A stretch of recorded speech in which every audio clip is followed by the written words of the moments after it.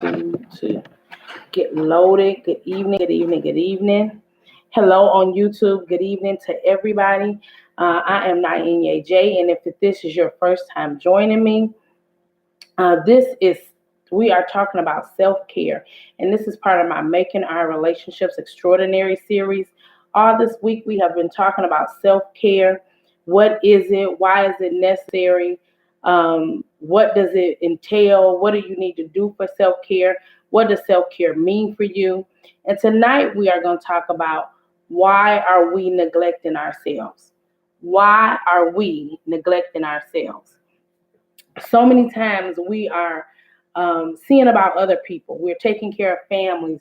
We're taking care of businesses.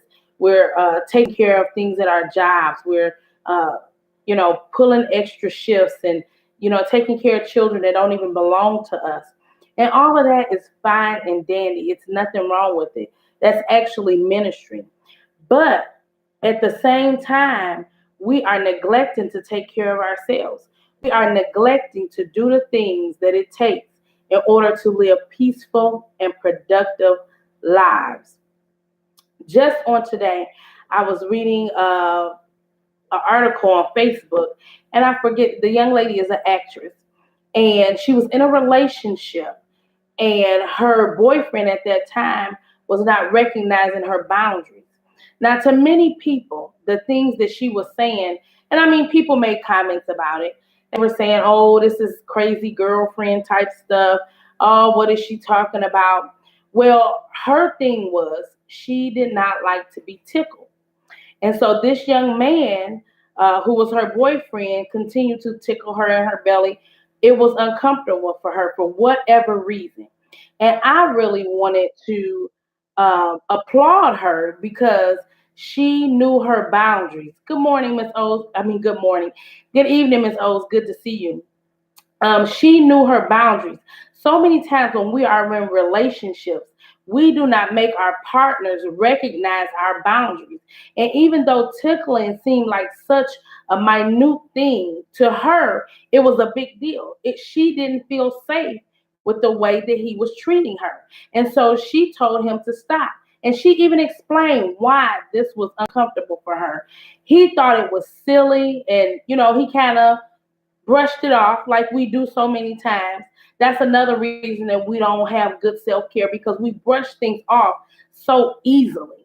And some of those things are important. And so she decided to break up with this dude because he did not recognize her boundaries. And I'm telling you, you guys, part of self-care is definitely having boundaries. It's definitely having limitations. You cannot do what you want when you want all the time and think that you are going to live a peaceful and productive life. It's just not going to happen that way. Because when you go and you do whatever you want to do and you fulfill the lust of the flesh, yes, I'm going to get a little churchy on you, because, of course, my advice is faith-based and it's based off the Bible. But when we just allow our flesh to just take over, when we allow our flesh to dictate to us what we're going to do, how we're going to do, and who we're going to do things with, then, y'all, we weep, as my mom would say, a whirlwind of problems. We reap a bunch of problems because this flesh is unruly. And it wants things that don't line up with the word of God. It wants things that are not good for us. And so when we allow ourselves to live without boundaries, because you know what we tell ourselves, right? We say, I'm grown. I can do what I want to do. I pay my own bills. I make my own way. I raise my kids. Everything is me, my, and I. And when you live a me, my, I life, you reap some things that are selfish, that are inconsiderate, and are just flat out rude. That's the type of life that you live, because it's all about you. You don't consider other people. That's something I have to tell my 18-year-old all the time, because he's just at that age where he thinks everything is about him. And guess what, y'all? It's not just about you. But your self-care is about you. That is about you. Fulfilling the lust of the flesh, honey, that will get you in trouble. But when you have self-care, when you create an atmosphere where you are taking care of yourself mentally, physically, financially, spiritually, then you create an atmosphere of self-care. You have boundaries. You have limits. You are just not out here all willy-nilly, like I say so many times. You have boundaries, and y'all, we need boundaries. We need boundaries. I work at a school, and I work with elementary school, elementary age students. And I notice the ones, you can kind of see the ones that don't have any boundaries at home. Thank you for the hearts. Hey, Mel, good to see you. Please join the conversation, ladies. Feel free to join the conversation and ask questions. That's what I'm here for. And so you can see the children who do not have any boundaries. You can see the children who you can tell when they get home, if a parent is even there, they get to do whatever they want to do, however they want to do it, right? Yes, please like and share. Thank you. I appreciate you. And so you can tell by the way that they act, by the way they conduct themselves, by the way they talk to the teachers and the counselors and the principals, that, hey, they get to have their way, and they're used to that. They are used to having their way. And it's a me, my, and I thing with them. And so that's how some of us adults continue to live our life, where we want to just have our way. And you know what? In all actuality, you can't have your way. But are you ready for the consequences that follow your actions? Because you can choose your actions, but my dear, we cannot choose the consequences. We reap some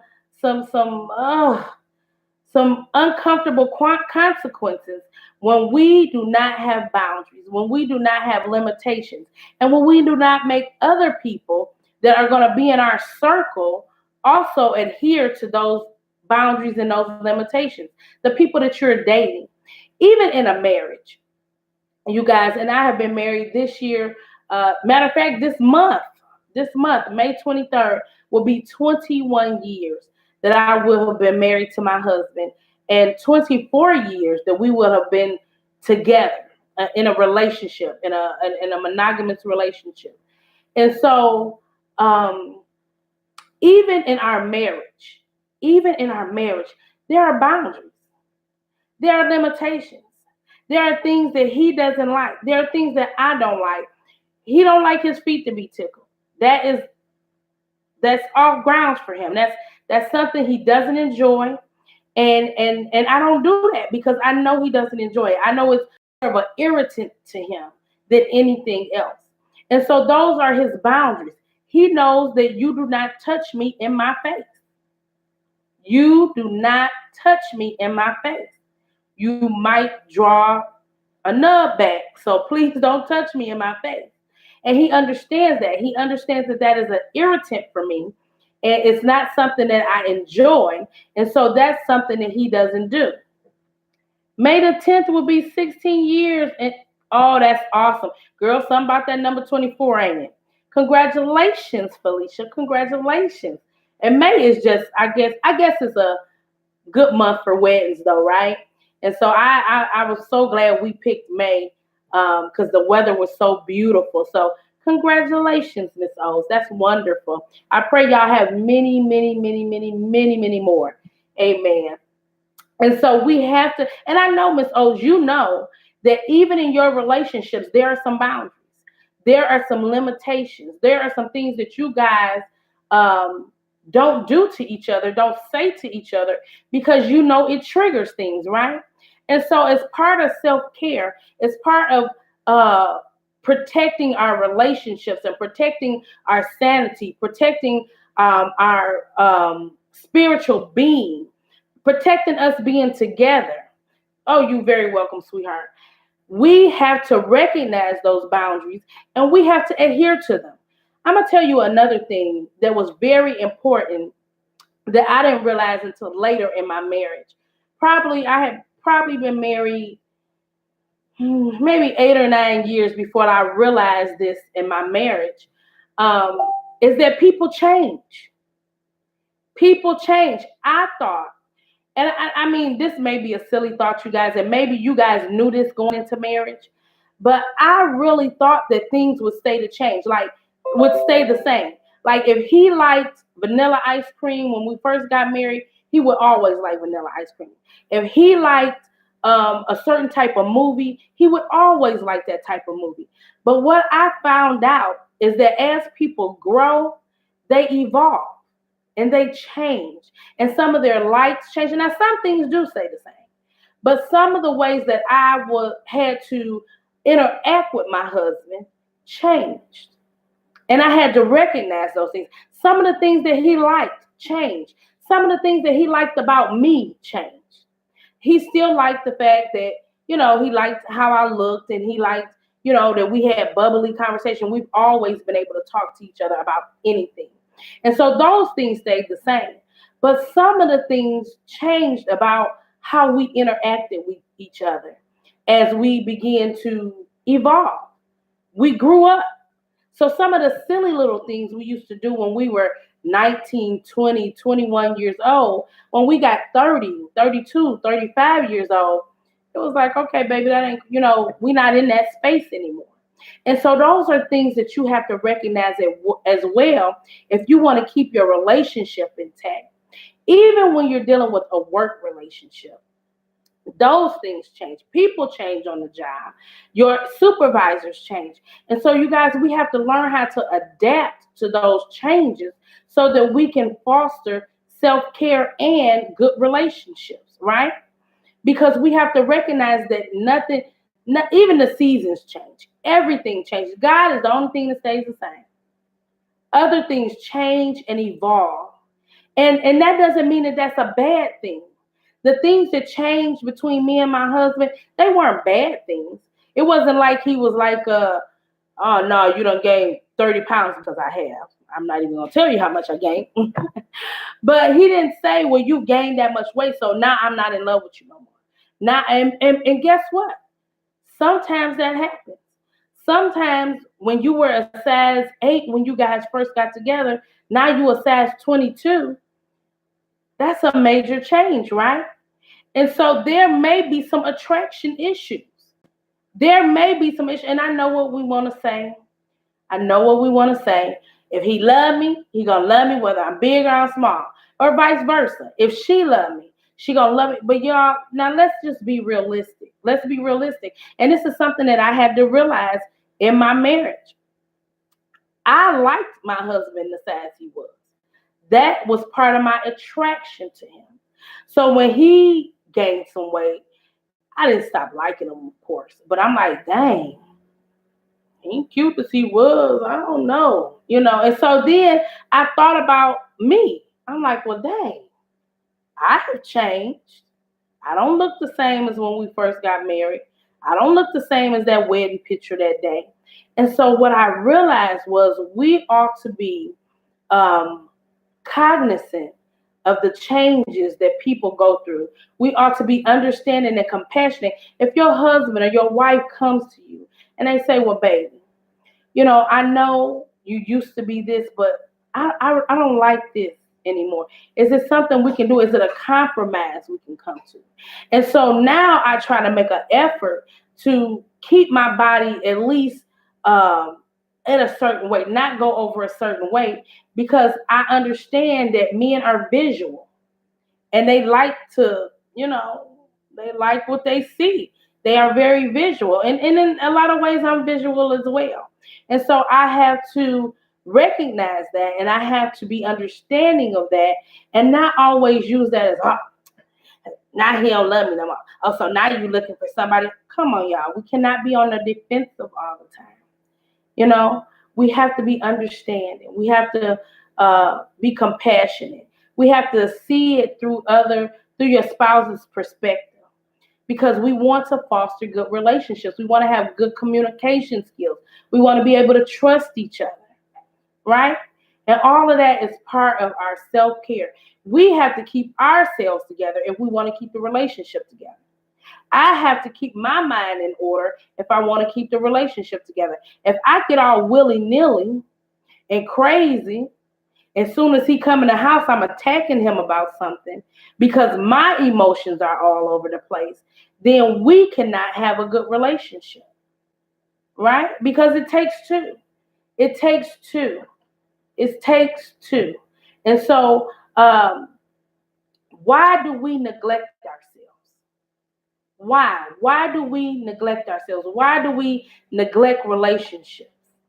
Why do we just let things fall awry? And I'm going to tell you, part of the reason that we do that is because we lose sight of what's important. We get so busy with day-to-day life. I never forget, and I believe I told this story once before. Me and my husband, this is back when we were living in Michigan, and he would come home in the evening, and we were so used to just the routine of living that we really weren't enjoying each other or even enjoying our home, our children, like we should have, because we were just in the routine of living. And he would come home. Me and the children would beat him home. We would be there already, and I would usually have started dinner, and they would start homework, and so we would be in our groove.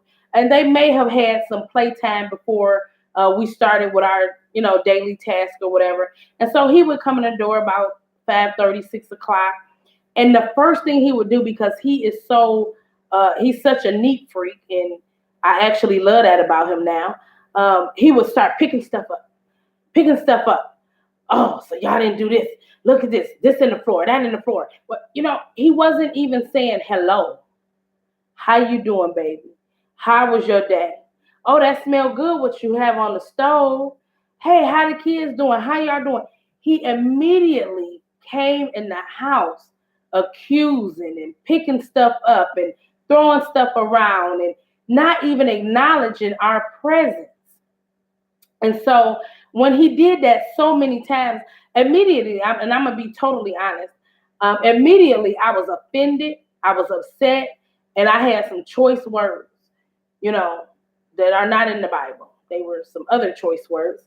And it caused a rift. It caused a rift because I was not mature enough. I was not seasoned enough at that time to handle it maturely. I immediately took offense, and I immediately became angry. I didn't think before I spoke, and I lashed out on him because I took offense to what he was doing. I took offense to the fact that he was coming in the door. He was not talking to me. He was not talking to our children. He was not greeting us, but he was immediately attacking me. What I felt was attacking me because he was saying that the house wasn't clean and I hadn't did this, not understanding that I had worked an 8-hour day. I had driven home in Michigan traffic. I had picked up at the time we had all three of our children. And I had started dinner. I had got them set up on homework.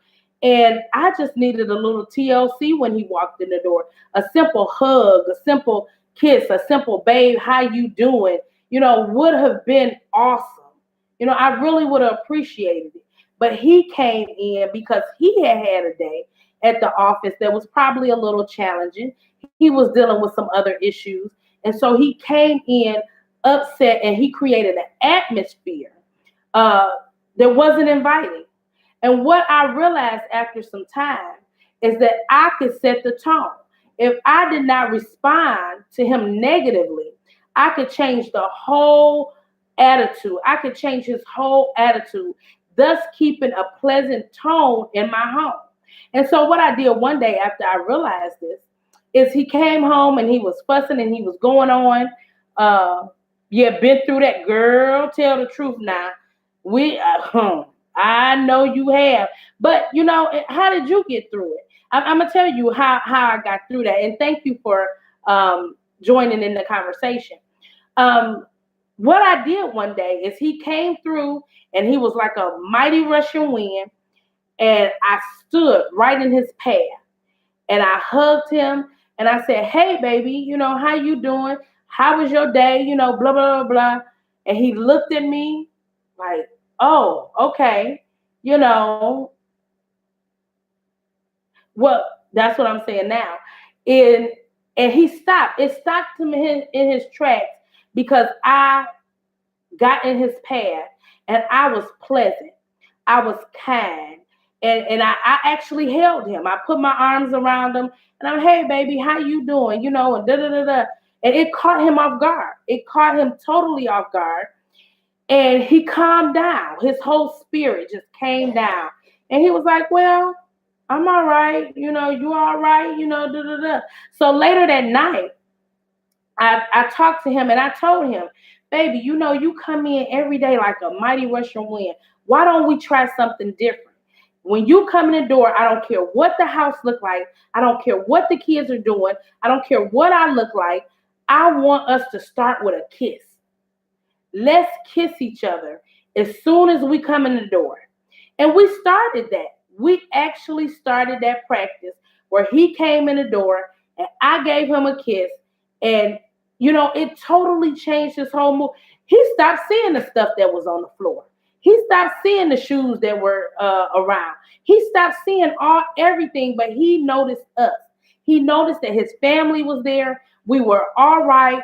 Dinner was started. The kids were doing homework, and he was pleased with that. And then what we started doing was after we were done with dinner, after we were done with homework, we cleaned up collectively. All right, y'all done. Come on, let's get this stuff up off the floor. Let's get this house in order. Before we go to bed, our house will be in order. And we practiced that for a long time. Now I'm gonna tell you, my kids done got bigger. One of them went up, two of them off to college. Now I got a 3-year-old and a 15-year-old. We don't do that as much. But what we do still do is we kiss. We kiss. We greet each other when he come in. And now my husband, he works all sorts of shifts. He does a swing shift. 1 week he's on afternoons, 1 week on days, 1 week on midnights, and then 5 days he's off. But I don't care what time he gets in. I don't care which shift he is in. He acknowledges me. He acknowledges our children. Even if we sleep, he's going to go upstairs. He's going to check on the kids. He's going to come in. He's going to try to wake me up. Sometimes I get up. Sometimes I don't. But he acknowledges me. And he'll even send a text like, babe, I came in and you were asleep, but I'm laying next to you. You'll get this in the morning. Little stuff like that. And so it changed the whole tone of our relationship. It put things back in perspective. And that's what we have to do when we want to practice self-care. We have to put things in perspective. It's not just about you. It's not just about you. But you do have to take care of yourself first. You have to take care of yourself. See, sometimes you guys, we are so concerned with everyone else's reaction that we don't look at ourselves. Self-reflection and self-evaluation are so important. And even on your job, I remember at one of my jobs, I was blaming everything on the supervisor. Oh, she make me sick. Oh, she always nitpicking. Oh, she always this. Oh, she always that. But what I did not recognize is, and yes, she was nitpicking with a lot of things, but she was nitpicking with me because my attitude and my self-confidence was really actually low. And she could sense it because she was the type of person that nitpicked and just bugged people. And she looked for those weaknesses. So what did I have to do? I couldn't change her. But who could I change? I can change me. I can't change my children. I couldn't change my husband, but I can change me. I can change how I react. And therefore, I start a chain reaction where they will change how they react, right? And so somebody has to start it off. Somebody has to be that catalyst of change. And I decided, because I wanted peace, because I wanted joy in my life, because I didn't want to have to go to work every day and be sad, because I have had jobs, y'all, where I have cried and I have boo-hooed right in the parking lot, did not want to go in. And so because I did not want this particular job to be that way, I changed. I was confident about everything. When she came in there, because I'm a nurse, what are the PTINRs? Oh, this was the PTINR. I spoke to the doctor and did it.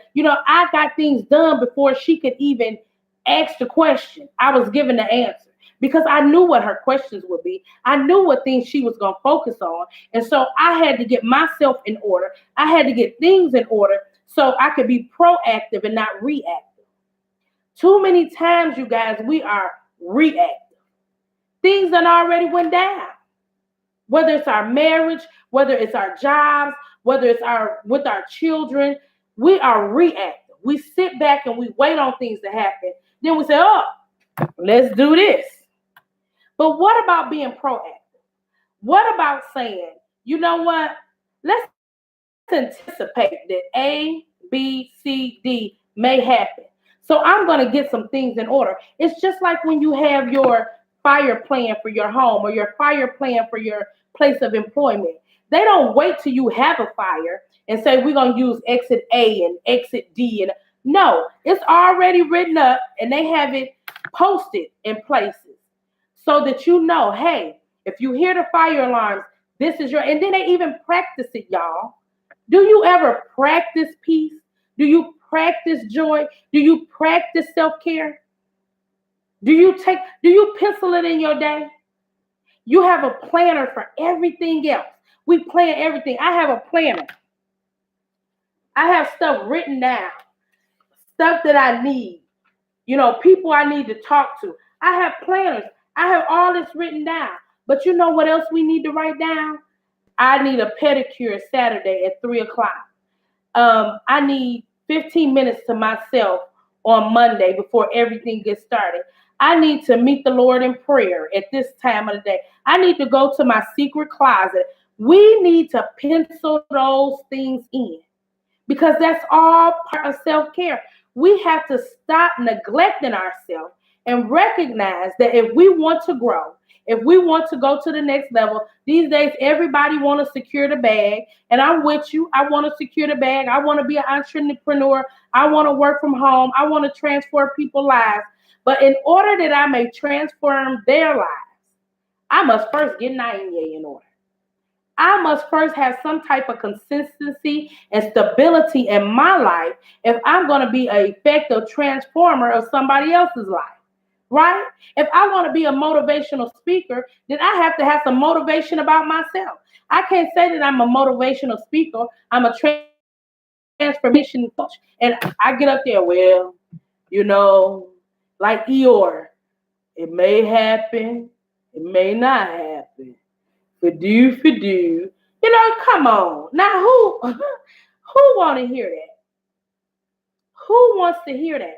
You want somebody that look like, sound like, that they have their stuff together if they're going to sow into your life. Every morning I get up at 5:30 in the morning. Well, not every morning, Monday through Friday. And I have morning meditation. And some of you guys are on the morning meditation. And I have to get up. I'm telling you, some days, y'all, I get up, that alarm beat up went off, and I'm like, Lord Jesus, is this really what you want me to do? And every day he says yes. And so I get on up and I tell you, I got to brush my teeth. I got to wash my face. I try to do something with my hair. But when I get that word going, it's a total transformation. I'm on and popping. It's no more not in your mom. It's not more not in your wife. It is not in your, the teacher, the preacher, the motivator, the transformer. That's who shows up when that button says go live. That's who shows up. And so we have to show up for ourselves like we show up for everybody else, for everything else. We must show up. You can't be lazy.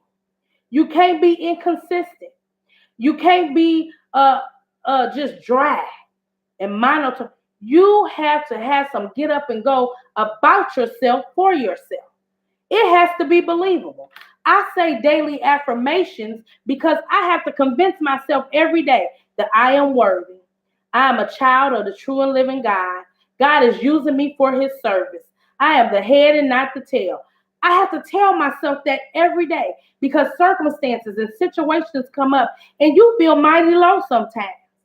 You feel mighty low like Oprah did on The Color Purple. I'm feeling mighty low today. We had those times. They're going to come. But when you are a participant in self-care, when you practice self-care on a daily basis, those times are only temporary. They are only temporary, right? Well, our time is almost up, and I thank you guys for joining in on the conversation. I thank you for liking and sharing these videos. I thank you for watching every replay. Tomorrow will be our final day on self-care, and I'm going to do a little something different tomorrow, so you really want to tune in. We're going to use music tomorrow. We're going to kind of analyze some things tomorrow. We're going to kind of make it fun tomorrow.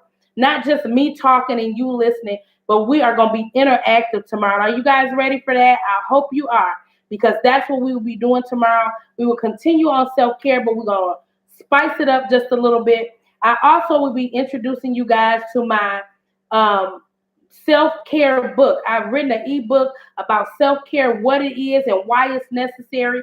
And I have some worksheets in there for you. And I have some affirmation sheets in there for you. And I'm going to tell you, it's absolutely awesome. It took me a minute to get it all together, but it's absolutely awesome. And I'm going to present the link to that for you tomorrow, so you will be able to purchase that. I have another ebook on there talking about how to love me. And I will be giving you the links so that you can purchase those. It's a small price, but I'm telling you, it's worth every dime. It's worth more than the cost. But I wanted to make it reasonable so everyone can get one. I absolutely appreciate you guys. Have a wonderful, wonderful night. Join me tomorrow, 5:30 a.m. Central Standard Time for morning meditations. And that is on Facebook, Nainye Jordan, that page, and on Periscope. And join me tomorrow, 9:30 p.m. Central Standard Time, where we will continue on with self-care. And we're going to analyze some of these songs that we listen to that change our attitude, that put us in an attitude that is not an attitude of gratitude and not an attitude of self-care. All right, you guys, have a wonderful night. I thank you once again. God bless you.